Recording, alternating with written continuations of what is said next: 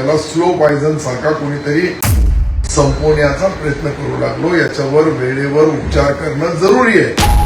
शिवसेना कमजोर झाल्याशिवाय भारतीय जनता पार्टी मजबूत होणार नाही असं त्यांचा गैरसमज आहे. हालांकि त्यांच्यासाठी विरोधी पक्षासोबत त्यांनी लढावं, ते आमच्यासोबतच लढतात. तर आम्ही काय करायला पाहिजे? तितके आमच्या विरुद्ध लढलेले ते सर्व आता भाजपमध्ये आलेले. मग याचा अर्थ काय समजायचा? आम्ही शिवसेनेचे मुख्य नेते एकनाथ शिंदेंनी ठाण्याच्या महापौर निवासावर तुम्हाला बोलवून घेतलं. कालच्या रात्रीमध्ये नेमकं काय घडलं हे जाणून घ्यायला आम्ही आज तुमच्याकडे आलो. नाही, त्यांनी मी तर उपमुख्यमंत्री सन्माननीय एकनाथ शिंदे साहेबांचा मनापासून आभार मानत का 3-3.5 तास सर्व जिल्ह्याच्या लोकांच्या तालुक्या वाईज मतदारसंघ वाईज पूर्ण अडीअडचणी जाणून घेतल्या. काय त्रास आहे, कशा पद्धतीचा त्रास आहे, कशामुळे हे फॉर्म भरला गेला, कशासाठी भरला गेला, हे सर्व विचारल्यानंतर मी आमचं जे काही दुखणं आहे ते सर्व त्यांना एक एक स्टेप बाय स्टेप सर्वांनी 1 to 1 सांगितलं. 6 आमदारांनी, 1 खासदारांनी, पालकमंत्री महोदय, 2 जिल्हा प्रमुख सर्वांनी पक्षाची नीती पक्षाच्या बद्दल त्यांनी आम्हाला स्पष्ट आदेश दिला. तुमचा खाली काही असू शकतो, परंतु वरचा जो आदेश आहे ते महायुतीने ठरवलेले जे उमेदवार आहे त्या उमेदवाराच्या विरुद्ध तुम्हाला जाता येणार नाही. आपण युतीचा धर्म पाळावा हे आम्हाला त्यांनी आदेश दिले आणि त्या आदेशाचं आम्ही पालन करणार. परंतु आम्ही त्यांना हेही बोललो का फक्त युतीचा धर्म शिवसेनेनेच पाळावा का? त्यांनी पाळायला पाहिजे. तेही ज्या पद्धतीने जिल्हा परिषद आणि महापालिकेमध्ये त्यांनी जे केलं ते काही राजकारणामध्ये हे नंबर एक नंबर जे ते वाढू लागले. पहिले महापालिका ताब्यात घेतली, जिल्हा परिषद ताब्यात घेतली, आता विधान परिषद ताब्यात घेतली. आता पुढे काय लोकसभा विधानसभा कशा राहील काय राहील माझ्या सगळ्या कार्यकर्त्याला शंका कुशंका साहजिक आहे वाटणार. आणि यासाठी आम्ही आमच्या नेत्याला बोललो का आपल्याला स्लो पॉयझन सारखा कोणीतरी संपवण्याचा प्रयत्न करू लागलो. याच्यावर वेळेवर उपचार करणं जरुरी आहे.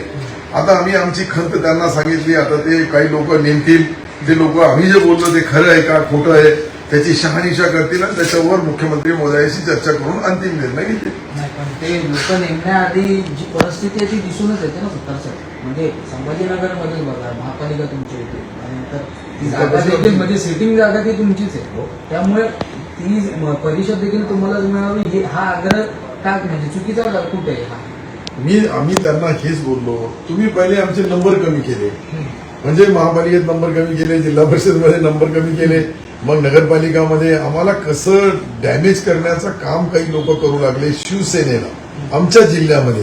ते काही वरून स्टेटमधून किंवा दिल्लीमधून नाहीये, ते जिल्ह्यामध्ये संभाजीनगर जिल्ह्याचे स्थानिक नेते ते शिवसेनेचा खच्चीकरण करून त्यांचा स्वतःचा अस्तित्व वाढू लागले. त्यांचं अस्तित्व वाढवताना आम्ही बी सत्ताधारी आहे याचा त्यांना विसर पडलेला आहे. त्यांना याचा विसर पडू नये म्हणून आम्ही त्याची आठवण करून देण्यासाठी हे जे आज जे आम्ही बोललो, जी परिस्थिती निर्माण झाली या परिस्थितीवर उपाय करणं दोन्ही पक्षप्रमुखाचं काम आहे. भारतीय जनता पार्टीचे नेते देवेंद्रजी आहेत, आमचे नेते एकनाथरावजी शिंदे आहेत. या दोघांनी मिळून याच्यावर त्यांच्या कार्यकर्त्याला आमच्याकडून काही चुकलं असेल तर जरूर आमचे एकनाथ शिंदे साहेब कान धरू शकतात, पण त्यांच्याकडून काही चुकलं असेल तर ते देवेंद्रजीलाच याच्यामधला उपाय काढावा लागेल. सत्ता जर पण असं अचानक काय झालं म्हणून एकत्र लढायचं म्हणजे कुणी कोणाचे कार्यकर्ते प्रवेश करून द्यायचा नाही हे सगळ्या गोष्टी ठरलेल्या असताना शिवसेनेला नुकसान देण्यात काय नेमकं म्हणजे तथ्य त्यामध्ये आहे?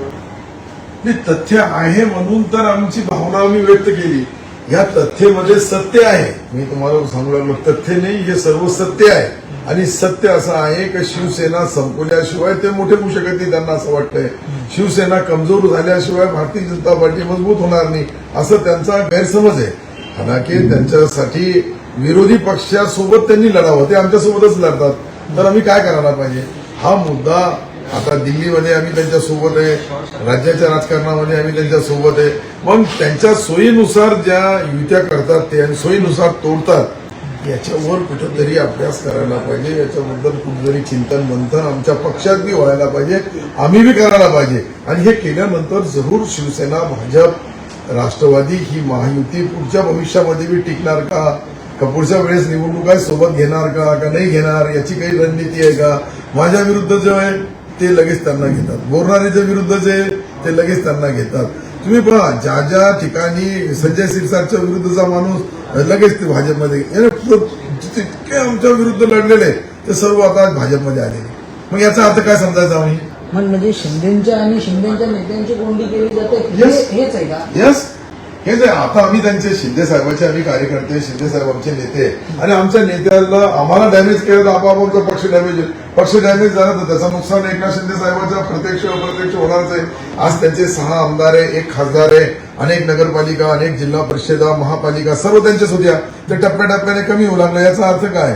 आम्ही कमी होऊ लागलो, ते वाढू लागले. दुसरा पक्ष वाढला असता, काँग्रेस वाढला असता किंवा आपले एकनाथरावजी शिंदे साहेबांच्या विरुद्ध असलेली एक शिवसेना आहे ती उबाटा म्हणून ओळखल्या जाते, ती वाढली असती. त्यांनी अंदाज लावला असता. दुसरी शरदचंद्रजी पवार साहेबांची एक राष्ट्रवादी आहे ती वाढली असती. आम्हाला संपून ते आले असतात आम्हाला तसंही नाही. परंतु आमचा जो मित्रपक्षही आम्हाला घात करून तो मोठा होत असेल, आम्ही छोटे होत असेल तर याच्यामध्ये राजनीती काय याच्याबद्दल अंतिम सत्य जाणणं जरुरी आहे. नाही पण पुढच्या म्हणजे आणखी जे तुम्ही बोललात आता तुम्ही लक्ष दिलंच म्हणजे शिंदे साहेबांना की बाबा अशा गोष्टी घडत आहेत, आपल्याला संपवण्याचा कुठेतरी हा कट दिसून येतो. म्हणजे स्लो पॉयझन हो स्लो पॉयझन तुम्ही म्हणताय, परंतु मग सत्तेत पण त्यांच्यासोबत तर बसावं लागतंय सरकारचं. बरोबर ना. हे बघ सत्तेमध्ये आहे, त्यांना सपोर्ट दिलेला आहे. आमच्या 60 आमदारांनी सत्तेमधले असलेले आमदार, अपक्ष आमदार असे मिळून आमचे 60 होते. 60च्या 60 लोकांनी सह्या केल्या. 60च्या 60 लोकांनी एकनाथरावजी शिंदे साहेबांच्या आदेशाने देवेंद्रजी मुख्यमंत्री करण्यासाठी संमती दिली. आमच्याकडे जितके 7-8 खासदार आहे तेही दिल्लीमध्ये त्यांच्या सोबत आहे. असं काही नाही का आम्ही दुसऱ्याला सपोर्ट केला. तुम्ही नुकसान देत नाही आहात, पण आणि ठिकाणी नुकसान तिकडून होतंय. जे नुकसान होऊ लागलं आम्हाला याच्यासाठी आम्हाला ती चिंता आहे का भविष्यामध्ये काय रणनीती त्याची हे तरी कळायला पाहिजे माणसाला. रावसाहेब दानवे काल बोलताना त्यांच्यासोबत संवाद चालवलो तेव्हा ते म्हणाले की हात छाटले, पाय छाटले, आता मोर्चा छाटायची बारी आली असं ते म्हणत आहे. परंतु त्यांनी काय काम केलं? त्यांनी न केलेल्या कामामुळे नुकसान त्यांच्या पक्षाला सहन करावं लागतंय. ते ही सत्यता जाणून घेत नाहीत आणि भाजपवरती आरोप करतायत असं म्हणतात रावसाहेबांना. रावसाहेब दानवे साहेब काय बोलतात त्याच्याबद्दल मला बोलायचं नाही.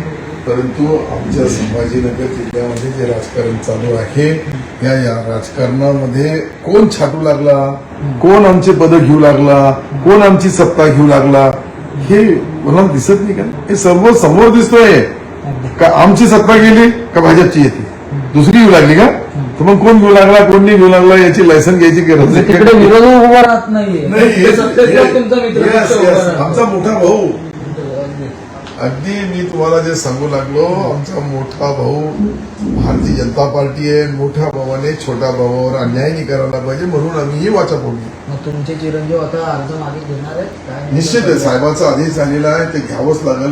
कारण की नेता मी शिवसेनेचा आमदार आहे, माझा मुलगा शिवसेनेचा नगराध्यक्ष आहे आणि माझ्या नेत्यांचा आदेश आल्यानंतर मी सर्व पक्षाची भांडल माझ्या पक्षाची कसं भांडू शकतो?